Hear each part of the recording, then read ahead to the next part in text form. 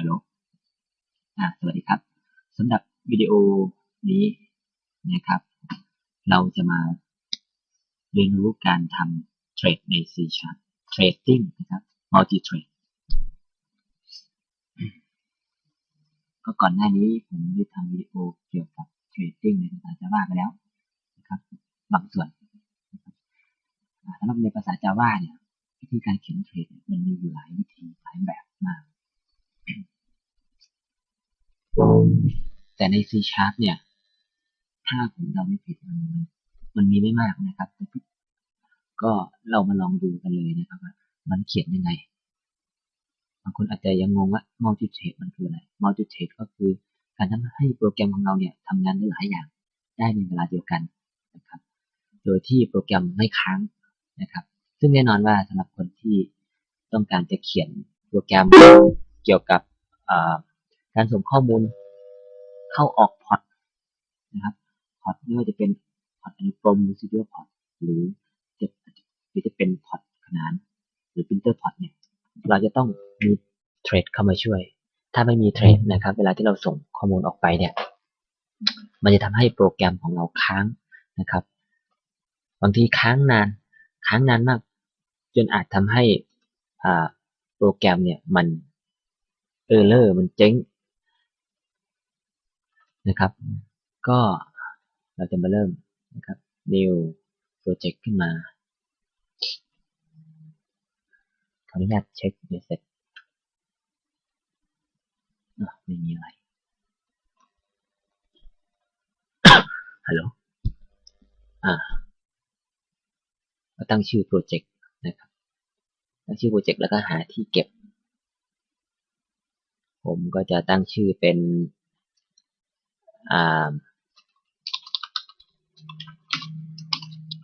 multi thread ขีดเดโมครับถูกแล้วกดโอเคจากนั้นก็เริ่มดีไซน์หน้าตาโปรแกรมนะครับก็อธิบายดีไซน์กันก่อนนะครับโปรแกรมที่ผมจะทำต่อไปนี้นะครับก็จะมีสไลเดอร์หนึ่งอันแล้วก็มีปุ่มหนึ่งปุ่มนะครับสไลเดอร์จะทำยังไงนะครับสไลเดอร์เนี่ยจะมีหน้าที่ในการกำหนดลองดีไซน์กันก่อนผมก็จะเอาสไลเดอร์เข้ามาวางในฟอร์มหนึ่งเข้ามาวางในฟอร์มหนึ่งตัวนะครับกดไปที่ Toolbox ที่ Toolbox Panel นะครับลองแป๊บนึงระหว่างที่โปรแกรมกำลังจะทำบางอย่างให้จากนั้นเอาสไลเดอร์มองหาสไลเดอร์นะครับเรียงตามตัวอักษรเลยนะครับสไลเดอร์ไม่มีเขาเรียกแท็บบาร์บางทีผมเรียกผิดนะครับแท็บบาร์เราไปกำหนด property กันก่อนถ้า property ไม่ขึ้นก็คลิกขวา property ไปคลิกขวาที่ตัว object แล้วก็ property ในส่วนของ orientation ให้เลือกเป็น vertical จะทำให้สไลเดอร์อยู่ในแนวตั้งแล้วก็เอาบัตทอนลงมาบัตทอนเนี่ยจะทำหน้าที่อะไรทำหน้าที่ในการเก็บข้อความก่อน start จะทำหน้าที่ด้วยนะครับสิ่งที่ผมจะทำเอา group box มาวาง group box เนี่ยมีหน้าที่จัดกลุ่มของ object นะครับ group box ทำอะไรได้นอกจากเป็น container เวลาที่เราจะ group box เปลี่ยน text เป็นภาษาไทยก็แล้วกันนับถอยหลังส่วนตัวสไลเดอร์เนี่ยไอ้ track bar เนี่ยจะเป็นตัวกำหนดค่าสูงสุดที่จะนับสมมติว่าผมกำหนดสูงสุดนะครับสูงสุดก็คือลองหา maximum ตอนนี้มันเป็น10เรากำหนดเป็น60นะครับยืดออกมาอีกก็ได้ถ้ามัน ไปโอเคแสดงบอลลูนนะแสดงบอลลูนผมไม่แน่ใจว่าให้แสดงบอลลูนยังไงเอาเป็นว่าไม่เป็นไร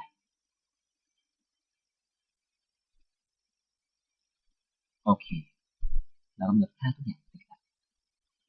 ที่เหลือก็คือกำหนดอีเวนต์ให้ครับ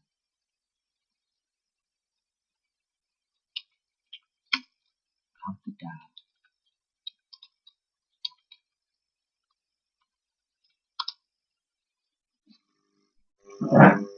ตัวนับถอยหลังตัวนับลงใช่ไหมเนี่ยเข้าที่ดาวเคาน์เตอร์อ่ะประมาณนี้นะครับจากนั้นจะเป็นคลิกที่ปุ่มนะครับโดยคลิกที่ปุ่มเสร็จแล้วไอตัว C Sharp เนี่ยจะกำหนด handle method ขึ้นมาให้บัตทอน1คลิกเดี๋ยวก่อนอื่นผมไม่ชอบ format code แบบนี้นะครับก็จะเปลี่ยนไปที่ tool option จากนั้นไปที่text editor ในส่วนของ C Sharp นะครับ general C Sharp ติ๊กนะครับติ๊กมั่วๆเลยformatting นะครับในส่วนของ formatting ติ๊กนะติ๊กไม่รู้มันจะมีตัวอย่างให้ลองติ๊กดูชอบแบบไหนnew line ผมชอบแบบนี้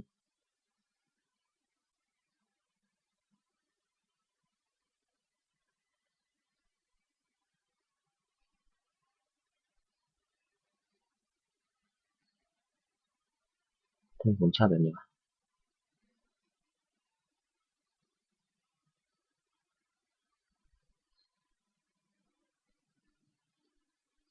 ไม่เป็นไรโอ้แบบปิ้งเลยgeneral ไม่มี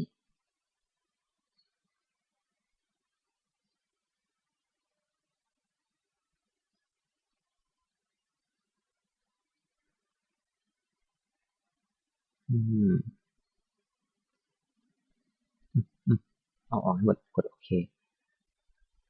แล้วจะ format ยังไงนะครับผมกด Ctrl A จากนั้น Ctrl X เพื่อตัดจากนั้นวางสงสัยไม่ได้ว่ะทั้งมันนะครับทีนี้ พอเราดีไซน์โปรแกรมเสร็จแล้วเนี่ยนะครับสิ่งที่ผมจะทำคืออะไรสิ่งที่จะทำก็คือเมื่อกดปุ่มผมจะให้ตัวสไลเดอร์เนี่ยค่อยๆถอยลงมาจนถึงศูนย์คือก่อนที่เราจะกดปุ่มเนี่ยเราก็จะแบบ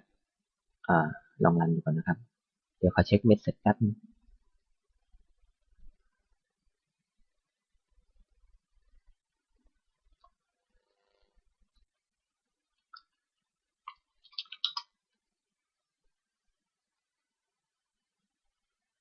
โอ้โห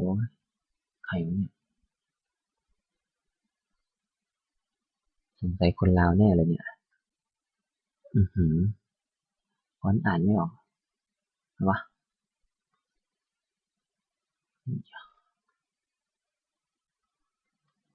เอาละ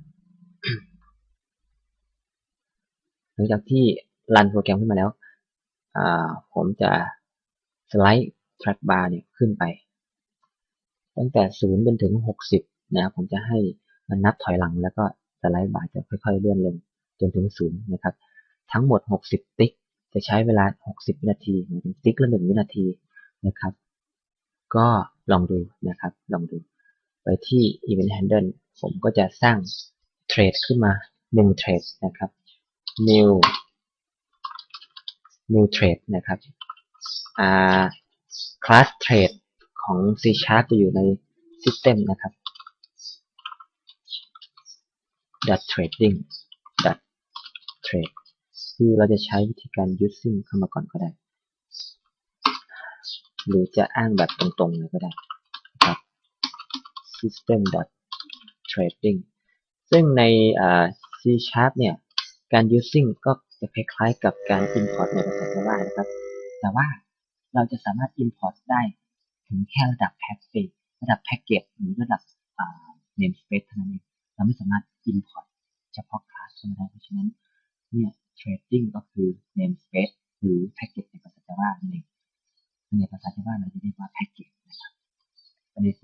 จะเรียกว่า namespace เพราะฉะนั้นtrade เราจะไม่สามารถ using แบบ trading แบบ trade แบบนี้เหมือน Java ไม่ได้ก็จะประมาณนี้การสร้างเทรดใน C# ก็เหมือนกันนะครับเป็น OOP เหมือน Java แหละ new trade new class trade ขึ้นมาจากนั้นมี constructor อะไรก็มาสำหรับใน class ใน Java ก็จะมีก็คือฟังก์ชันหรือ method ที่ต้องการที่จะทำให้เกิดเป็น trade ขึ้นมาผมก็จะสร้างฟังก์ชันขึ้นมาก่อนหนึ่งฟังก์ชันก็คือ private void count down ถามว่า count down นี่คืออะไรก็คือฟังก์ชันธรรมดานี่แหละผมใส่ encapsulation เป็น private ก็คือเราไม่จำเป็นต้องไปใช้ในคลาสอื่นละไปใช้เป็น private แล้วก็ void return ไม่ได้จำเป็นต้อง return ค่าตอนนี้ก็คือ method สำหรับทำงานเป็นเทรดเนี่ยผมก็เสร็จแล้วตอนนี้เราก็สร้างเทรดขึ้นมาเทรดเทรดผมจะสร้างแบบที่ไม่ต้องสร้างตัวแปรมารองรับหรือไม่ต้องสร้าง instance มารองรับก็ได้ผมก็จะสร้างเป็น new trade เป็นก็ส่งชื่อฟังก์ชันเข้าไปเขาดาวนะครับนี่ dot start ไปเลยทำงานครั้งเดียวจบไอ้เขาดาวตัวนี้นะจะใส่วงเล็บหรือไม่ใส่ก็ได้นะครับผมไม่แน่ใจลองใส่ดูก่อนถ้าใส่จะerror ถ้าไม่ใส่ก็คือนะครับที่ไม่ใส่เนี่ยก็คือแบบนี้ถ้าเราจะใส่นะเราจะต้องมีแบบอะไรล่ะอันนี้ผมก็ไม่แน่ใจเพราะว่าไม่เคยสร้างเทรดเอาเป็นว่าเอาแค่นี้ก่อนผมก็ยังงงเหมือนกันผมไม่เคยสร้างเทรดที่ผมไม่เคยสร้างฟังก์ชันเทรดที่ต้องรับพารามิเตอร์นะครับเพราะมันอยู่คลาสเดียวกันไม่จำเป็นต้องส่งพารามิเตอร์อะไรมากมายสิ่งที่จะทำก็คืออะไร if ผมจะเช็คว่า track bar เนี่ย dot value มากกว่า0ถ้า track bar dot value มากกว่า0ผมจะให้ track bar 1 dot value เท่ากับค่าของมันเองนี่แหละ track bar 1 dot value ลบ1ซึ่งไอ้ track bar dot value เนี่ยจะเห็นว่ามันเป็น integer นะครับมัน return เป็น int เนี่ยเสร็จแล้วนะครับพอ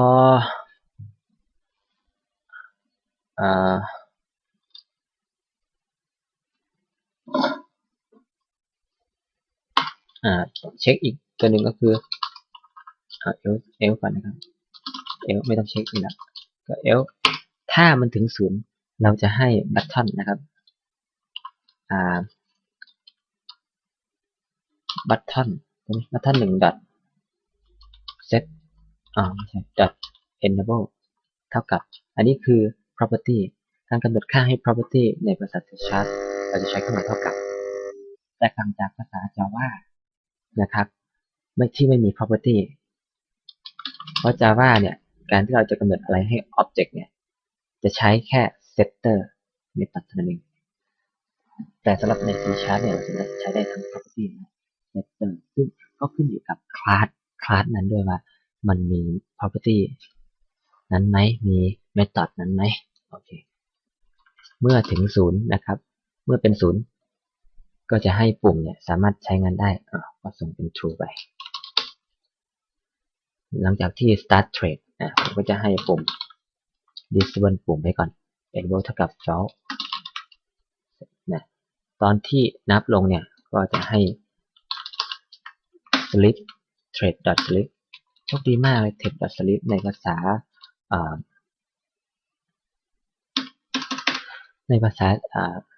C# เนี่ยเราไม่จำเป็นต้อง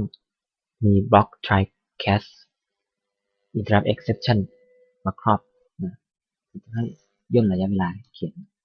ได้เยอะเลยทีเดียวนะครับทีนี้ก็เสร็จเรียบร้อยแล้วนี่ทำยังไงต่อก็ลองรันโปรแกรมดูก็ปรับขึ้นไปแล้วก็ start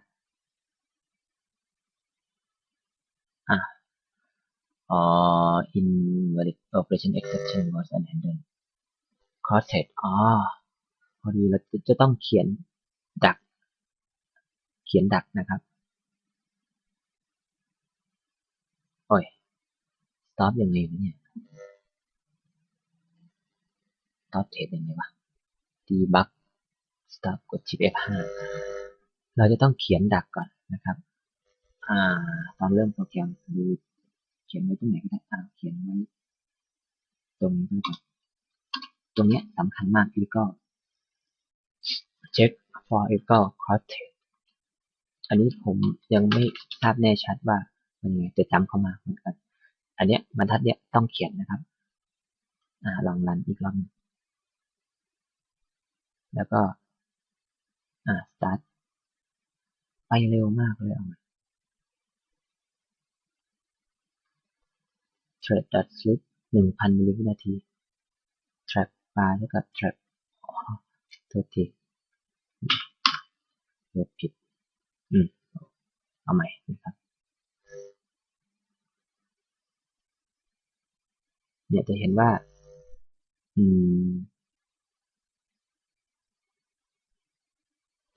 ไม่ลงไหมเอาใหม่นะครับ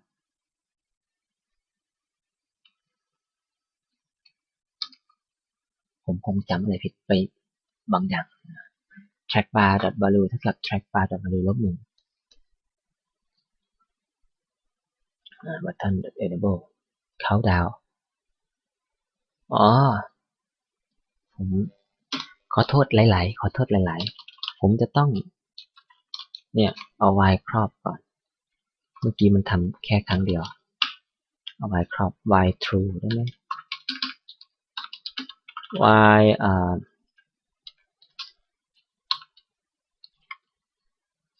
ใช้ดู y จะดีไหม ถ้า value มากกว่า 0โอเค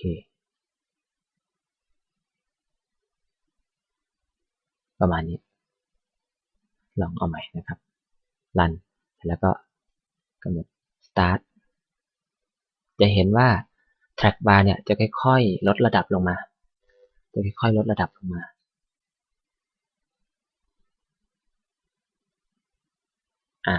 ูแล้วว่าถ้ามันถึง 0เนี่ยจะเกิดอะไรขึ้นปุ๊บไม่มีอะไรเกิดขึ้นจริงๆมันควรจะมีผมมากกว่าหรือเท่ากับ 0นะครับโอเคประมาณนี้นะแล้วมันอาจจะต้องเออร์เลอร์ด้วยผมจะต้องแบบเอาใหม่ลองใหม่นี่แหละการเขียนโปรแกรมต้องลองผิดลองถูก start ดูนะเออร์เลอร์ไม่เออร์เลอร์นะครับก็ไม่เออร์เลอร์นะครับไม่เออร์เลอร์เหตุผลคือตรงนี้พอผมกดปิดเนี่ยเกิดอะไรขึ้นเทรดยังทำงานอยู่นะเทรดยังทำงานอยู่นะครับเป็นเพราะว่า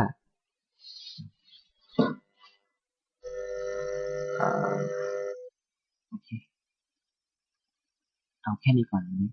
สำหรับการเขียนโปรแกรมเทรดทีนี้ลักษณะเดียวกันนะครับเวลาถ้าเราอยากจะเขียนส่งข้อมูลไปยังพอร์ตหรือส่งข้อมูลไปยังอุปกรณ์ ภายนอกเช่นไมโครคอนโทรลเลอร์ต่างๆหรือไม่ว่าจะเป็นบอร์ด Arduino อย่างเงี้ยทำนองว่าเราจะจับเวลากดปุ่มแล้วจับเวลานะครับประมาณสัก10-20 นาทีแล้วค่อยให้ตัวบอร์ดทำงานตามที่เราต้องการเนี่ยก็อันนี้ก็จะเป็นแนวคิดทีหนึ่งเดี๋ยววิดีโอหน้าเราจะมาลองควบคุมหลอด LED นะจะมาลองสั่งบอร์ด Arduino ควบเปิดปิดหลอด LED นะครับโดยที่เราจะเขียนโปรแกรมให้หน่วงเวลาโดยที่เราจะกดปุ่มแล้วก็หน่วงเวลาไปประมาณ10-20 นาทีแล้วก็ให้บอร์ด Arduino เนี่ยสั่งหลอด LED กระพริบประมาณนี้นะครับเดี๋ยววิดีโอหน้านะครับสำหรับวิดีโอนี้ก็คงจะมีเพียงแค่นี้นะครับสวัสดีครับ